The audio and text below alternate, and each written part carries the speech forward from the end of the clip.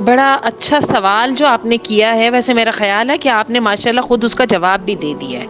اچھا، ایک آپ کی یہ بات تو مجھے یہاں تک سمجھ آ گئی کہ جب گناہ کروا کے معاف کر لینا ہے، اور ایک وہ بندہ جس نے اپنی ساری زندگی بچ کے گزاری ہے، اپنی خواہشات کے گلے گھونٹے ہیں، اب اس کے اندر اور میرے اندر کیا فرق ہوگا؟ ٹھیک ہے، تو میں آپ کو اس کے لیے ایک ہی مشورہ دوں گی، رب کا کام جو ہے نا، وزن بھی دینا ہے، قبول بھی کرنا ہے، اور اس کے مطابق جزا بھی دینی ہے۔ اور قیامت کے روز اعمال کو اللہ نے گننا نہیں ہے۔ یہ جنرلائز قسم کا اللہ کے سامنے عمل نہیں آنا کہ آپ نے گناہ زندگیاں مزے کی گزار کے، تو جب وہ کہتے ہیں نا کہ 900 چوہے کھا کے بلی حج کو چلی، آپ نے وہ والا کام کر کے رب سے تو آپ نے معاف کرا لیا، اب آپ اور وہ بندہ جو ساری زندگی اسٹرگل کرتا رہا، وہ دونوں برابر ہو گئے۔ میرا خیال ہے اس فیصلے کو رب پر چھوڑ دیں۔ رب نے ان چیزوں کو وزن کرنا ہے۔ قرآن مجید میں آتا ہے یوم تبلی السرائر، اللہ نے جانچنا ہے چھپے ہوئی چیزوں کو، ٹھیک ہے نا؟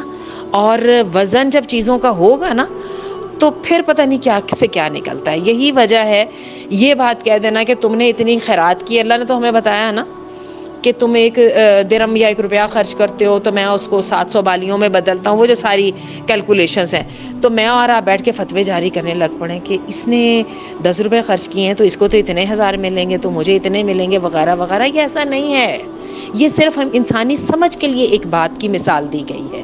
ہونا آپ کو بھی پتا ہے کہ کیا ہے، اللہ نے وزن دینا، کس کی کتنی ایفرٹ شامل تھی، کس کا کتنا جذبہ شامل تھا۔